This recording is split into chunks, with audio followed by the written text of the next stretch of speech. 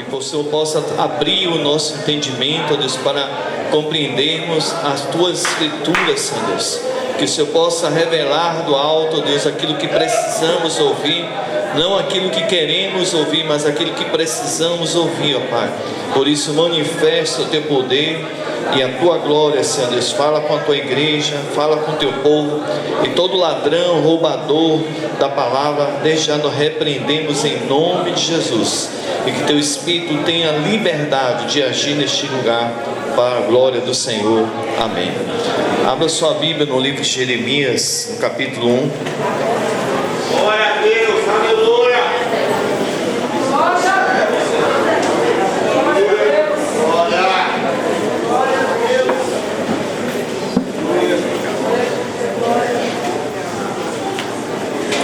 Jeremias capítulo 1, a partir do versículo 5. Veja se tem alguém perto de você que está tendo dificuldade de manusear a Bíblia ou está sem Bíblia. Se alguém está sem Bíblia, compartilhe com essa pessoa, para que também possa aprendermos juntos. Amém? Jeremias capítulo 1. Jeremias fica depois de Isaías. Amém? Antes de Lamentações. Fica entre Gênesis e Apocalipse. Está no Antigo Testamento. Quando eu ajudei bastante. Amém? Glória a Deus, aleluia. O versículo 5 diz assim: antes que te formasse no ventre, eu te conheci. E antes que saísse da madre, te santifiquei, e as nações te dei por profeta. Então disse eu: ah, Senhor Jeová, eis que não sei falar, porque sou uma criança.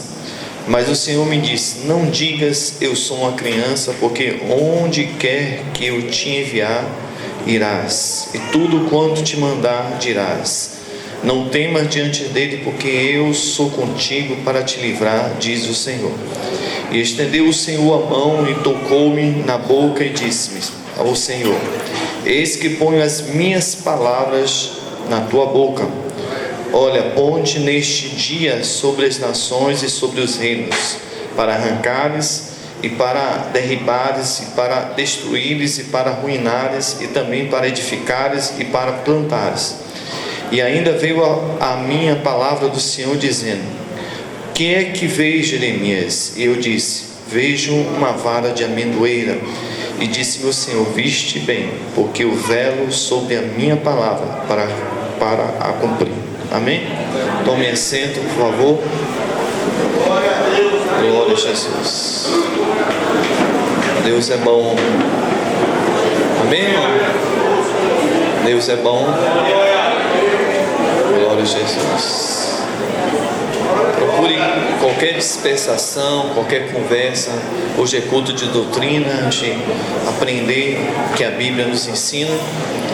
E na verdade eu li esses versículos todos que falam um pouco do chamado de Jeremias, mas eu quero falar baseado mais no versículo 10, quando ele diz assim: olha, ponte neste dia sobre as nações e sobre os reinos, para arrancares, para derribares, para destruíres, para arruinares e também para edificares e para plantares. Às vezes que a gente lê alguns versículos da Bíblia, tem gente conversando, a gente fica um pouco confuso, porque é igual a palavra que a gente vê na Bíblia, potestade. Então as pessoas acham que potestade está ligada ao diabo. Não, né? Porque a gente vai ver essa mesma palavra num outro sentido, né? Então tem algumas palavras da Bíblia que nós precisamos ver o contexto para entendermos o que é que Deus quer falar conosco. No caso desse aqui, Deus levanta um profeta para ser um instrumento diante de uma situação como estava vivendo o povo de Israel. Como Israel estava vivendo, como Israel estava distante do Senhor. E ele começa a falar, e as pessoas rejeitam Jeremias por causa disso. Então a gente vai tentar aqui, né, pelo Espírito do Senhor, pela palavra de Deus, entender o que ele está falando aqui: arrancar, derribar, destruir e arruinar. Porque quando quando a gente para um pouco uma dessas palavras, porque algumas dessas aqui é sinônimas uma da outra. Mas quando a gente lê aqui, a gente vai ver lá como o próprio João 10,10 diz o que? No início, que ele veio para roubar, matar e destruir. Então a gente vê a mesma palavra aqui, destruir.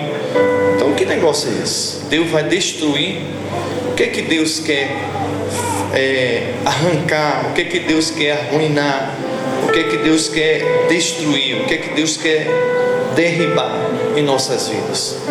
Eu quero trazer o contexto, fazendo um paralelo com aquilo que está escrito no caso.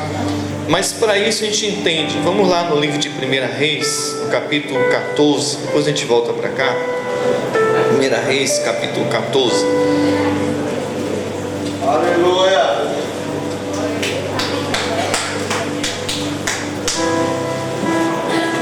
No versículo 15. E aí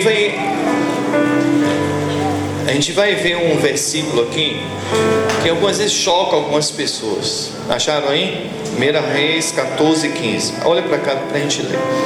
Algumas vezes tem alguns textos da Bíblia, porque uma vez eu estava conversando com uma pessoa e a pessoa começou a questionar uma expressão que ouviu falar através de uma pessoa: Deus não mata. Eu digo, eu provo na Bíblia que Deus mata. Deus não fere, Deus fere. Né? Então, por quê? Né? Mas qual é o sentido disso? Porque a gente só leva para o lado negativo. Nós só levamos essas expressões. Deixa eu esticar esse tapete aqui, senão eu vou cair. A gente só leva para o lado negativo, não é bem para isso. E aqui ele fala assim, no versículo 15: também o Senhor, o quê? Ferirá quem? A Israel, como se move a cana nas águas. E o quê? Arrancará Israel dessa boa terra que tinha dado aos seus pais, e espalhará para além do rio, porquanto fizeram os seus povos, que provocando o Senhor a ira. Deus já está usando aqui, já previndo, porque aqui no tempo de Roboão e Jeroboão, quando logo depois de Salomão morrer, e o povo de Israel foi dividido em rei do norte e rei do sul. E esses dois elementos aqui, esses dois reis que foi dividido a terra, só trouxe coisas terríveis para o povo de Israel. E aí a gente vai ver que Deus já estava falando do que ia acontecer quando, lá nos que nós lemos em Jeremias, que o Senhor ia levar a Babilônia para destruir a Jerusalém e levar o povo cativo. Na verdade, Deus queria tratar com o povo de Deus. Algumas vezes Deus usa mecanismos e formas, talvez assim, para os nossos olhos, estranho nisso. Então ele usa a palavra ferir. Repare que lá no livro de 1 Samuel, no capítulo 2, no cântico de Ana, ele fala algo interessante. Vou ler aqui para adiantar, o versículo 6. Ele diz assim: o Senhor é o que tira a vida e dá, faz descer a sepultura e faz subir dela. O Senhor empobrece e enriquece, abaixa e também exalta. Isso fala sobre a soberania de Deus. Deus tem o poder de fazer o que Ele quer, e nós não temos como questionar. Então, quando ele fala essa expressão de ferir, o salmista disse: fira-me o justo, e isso será como um azeite sobre a vossa cabeça. Algumas vezes, para que haja uma cura, é como a gente vai num médico, irmãos. Eu vou fazer uma pergunta aqui, não precisa ninguém levantar a mão, mas quem não já teve um furúncozinho, né? Aquele furúnco, ele só vem em lugares bem convenientes, né? Debaixo do braço, né? Nas nádegas, coisa assim parecida, né? E para que a pessoa seja curada, né, verdadeiramente, não é um metiolate, não é um band-aidzinho, não é nada disso que vai curar. Tem que espremer, tem que ir para arrancar o carnegão, né? E se não tirar o carnegão, que a gente, talvez o médico até fale o contrário, mas na prática a gente sabe o que é isso. Muitas vezes cicatriza aquele local, aparentemente, mas lá demora um pouquinho, aparece em outro lugar. Sim ou não? Quem já teve sabe o que é isso. Então, Só que algumas vezes espremer, que a gente bota aquela, como é o nome da pomada? Hein? Basilicão. Tem um povo, usa umas coisas caseiras, né? É o que? Pasta de? É esse negócio aí. E bota um monte de coisa para que apareça a cabecinha do canegão e para espremer. Não é terrível? Mas tem vezes, irmãos, que nenhuma dessas coisas traz solução. E tem que ir no médico, e o médico tem que chegar lá, pegar o bisturi e fazer o quê? Cortar, né? Ferir, porque a palavra é essa, ferir, para que possa ser arrancado aquela enfermidade da vida da gente. Vamos ver um texto aqui interessante, porque Glória a Deus. quantas pessoas dentro da igreja pode estar assim, ó, como o povo de Israel? O livro de Isaías, no capítulo 1, eu já li aqui, Glória a Deus. vamos repetir para ler. Como é que o povo de Israel estava no sentido espiritual? Amém? Isaías capítulo 1, versículo 6. Ele diz assim, ó: desde a planta do pé a cabeça não há nele coisa o que? Sã, senão o que? Feridas e inchaços. E aí ele diz assim: chagas podres, não o que? Espremidas, nem ligadas, nem nenhuma delas amolecida com óleo. Então Deus está fazendo um paralelo aqui, mostrando como a condição da vida espiritual de Israel. Nós estamos continuando a falar sobre a restauração do templo. Quem é o templo? Eu, né? Nós, a igreja de Jesus. Aí você pode dizer nós, não tem problema não, mas você é templo do Espírito Santo. Então Deus quer tratar, quer curar, quer sarar, quer limpar, quer restaurar, né, esse templo. E precisa arrancar, né? A expressão aqui é arrancar essa coisa que está dentro de nós. Existem algumas enfermidades que podem estar, no caso do nosso corpo, na parte externa do nosso corpo. Mas existem outros tipos de enfermidades que estão dentro de nós. Eu vou falar uma coisa aqui que a gente vai ficar com nojo. Oh Jesus.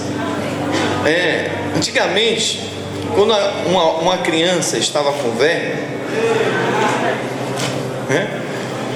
hoje tem remédios que toma e as vermezinhas saem tudo triturado. Mas antigamente não era assim. Quando a pessoa tomava o remédio de verme, irmão, misericórdia, isso aí era inteira. Os jovens aqui, os mais novos, talvez, não sei se passaram por, mas a maioria dos adultos aqui, tenho certeza que o senhor ontem pegou o papel higiênico assim para puxar uma vermezinha. E tem pontos que tem pessoas que ficam tão cheias de vermes, e eu já vi isso ao vivo, que bota até pela boca. Trazendo isso para a nossa vida espiritual, irmãos. Repare que a verme, ela traz alguns sintomas na vida de uma pessoa. Uma delas é perca de apetite. A pessoa, quando está cheia de verme, essas vermes comuns, a pessoa começa a perder o apetite. Então, repare, na nossa vida espiritual é a mesma coisa. As pessoas estão com vermes espirituais, ela começa a perder o apetite, não quer mais orar, não quer mais ler Bíblia, não quer mais ir para a igreja. Ele começa a perder isso. E Deus quer, a palavra aí é o que? Jeremias, para arrancar. Deus quer arrancar essas coisas de nós. E algumas vezes a gente fica fugindo do processo. Eu me lembro que uma vez eu trabalhava em um lugar lá no Mercado Modelo. E aí, porque foi 2 fases que eu trabalhei no Mercado Modelo. Uma fase eu era crente, a outra não era. E na fase que eu não era crente, eu fui trabalhar com um cara numa daquelas barracas. Na segunda vez eu trabalhei na administração, que é em Tulsa, antigamente, hoje é Salto, administrava o Mercado Modelo. E na primeira vez eu trabalhei numa barraca e vendia tudo aquilo de idolatria, aquelas coisas de lembrança da Bahia, tudo. E aí eu me lembro que eu estava limpando, todo dia eu tinha que pegar um espanador para limpar aquele negócio. E quando eu estava limpando, um quadro de madeira com aquele diabo do preto velho, né? Um quadro de madeira esculpido, caiu e foi em cima do dedão. Parece que ia desmaiar de dor. E aí eu fiquei que não aguentava. Eu tirei o sapato, o tênis, não me lembro que era que estava calçado, não conseguia. E aquela dor terrível. E aí o dono da barraca, eu pedi para ir embora. Eu ia no médico, não, você tem que ficar até o final aqui. Não, rapaz. E eu resolvi fazer o seguinte, ó, você fica aí com sua barraca que eu já fui. Quem está doendo, quem está com o dedo doendo sou eu. E eu fui para casa. E aí minha mãe me levou. Me lembro até hoje que o lugar que ela me levou, que foi no Cote, ali no Canela. E irmãos, desculpe, não foi no mesmo dia, foi no outro dia. Eu não dormi nessa noite, sabe? O meu dedo ficou roxo, a unha roxa. E quando minha mãe diz assim, não, vai ter que arrancar a unha, aí pronto, eu preferia a dor do que pensar em querer arrancar a unha. Só que quando chegou no outro dia, não estava só aquele sangue acumulado e preso da pancada, já estava inflamado. E quando chegou lá, o médico olhou e mandou lá para a enfermaria para fazer o tratado. O cara foi dar anestesia. Só que quando está muito inflamado, quem trabalha na área de saúde sabe disso, a anestesia não pega. E aí, dando anestesia, o enfermeiro olha para mim e diz assim, você vai ter que segurar aí, mas eu vou ter que arrancar esse negócio. Gente, aleluia, irmão. Aí foi uma vingança, porque eu não era crente, né? Foi que quando ele, antes de arrancar a unha, ele veio com o bisturi por baixo e deu um corte. Quando ele deu um corte, aquele sangue pisado com pus, espirrou e molou e tudo. Ali foi minha vitória. Não, eu estava na época, eu não era crente, irmãos. Foi minha vitória e veio todo sujo, todo melado, até no rosto espirrou nele. E ele arrancou aquela unha. E aí veio o processo de tratamento, né, de cicatrização. Fica doendo. É assim, né? O processo de Deus na vida da gente, ele é doloroso, irmãos. Mas Deus quer arrancar aquilo que está trazendo danos para a nossa vida espiritual. Amém? No livro de Eclesiastes, capítulo 3, né, quando ele fala para todas as coisas um tempo determinado por Deus. E no versículo 2 ele diz assim, ó, há tempo de nascer e tempo de morrer. Repara, você vai ver a palavra aqui, há tempo de plantar e tempo de quê? De se arrancar o que se plantou. Por que arrancar o que se plantou? Quem trabalha na área de plantação sabe que tem vezes que tem que arrancar certas coisas para que outras, aquilo que a gente está querendo, através dos frutos que aquilo pode gerar, alguns tipos de ervas daninhas, algumas coisas precisam ser arrancadas, né? Porque algumas vezes, irmãos, há raízes, e essas raízes têm que ser arrancadas. Eu estou com um livro aqui, eu falei até que ia falar hoje, talvez fosse falar isso hoje, mas eu não vou falar nesse assunto. Então nós começamos a criar, desculpa, a palavra não é criar, passar por situações em nossas vidas, no momento, que são coisas que foram plantadas lá atrás, e há raízes que precisam ser arrancadas. São coisas que nós não entendemos porque nós reagimos dessa forma, porque nós nos comportamos dessa forma, porque muitas vezes como nós tratamos o nosso cônjuge, ou muitas vezes como tratamos os nossos filhos, ou como nossos filhos nos tratam, e não entendemos que são raízes que não foram plantadas por Deus, e Deus quer arrancar essas raízes. Posso ouvir um amém? Amém. Vemos aqui no livro de Ezequiel. Ezequiel, capítulo 17. Glória a Deus. Está dando glória.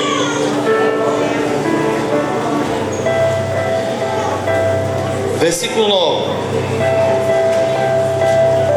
Se você vê o título daqui, fala de uma parábola, duas parábolas, a parábola das duas águias e da videira. Vamos lá, versículo 9 em diante. Disse, assim diz o Senhor Jeová, ela prosperará, não lhe arrancará ele as suas raízes e não cortará o seu fruto para que se seque. Em todas as folhas dos seus renovos se secará e não com braço grande, nem com muita gente será arrancada pelas suas raízes, mas estando plantada prosperará. Porventura, tocando-lhe vento oriental de todo não se secará, desde as auréolas do seu plantio se secará. Então veio a minha palavra do Senhor dizendo: dize agora a casa rebelde: não sabeis o que significa essas coisas? Dize: eis que veio o rei da Babilônia a Jerusalém, e tomou o seu rei e os seus príncipes, e os levou consigo para Babilônia, e tomou um da semente real, e fez concerto com ele, e trouxe sob juramento, e tomou os poderosos da terra, para que o reino ficasse humilhado e não se levantasse, para que guardando o seu concerto, pudesse subsistir. Deixa eu explicar aqui. O profeta está falando sobre o processo que Deus fez sobre a Babilônia, mas só que ele conta antes e compara ao povo de Israel uma videira, mas que essa videira estava dando uvas o quê?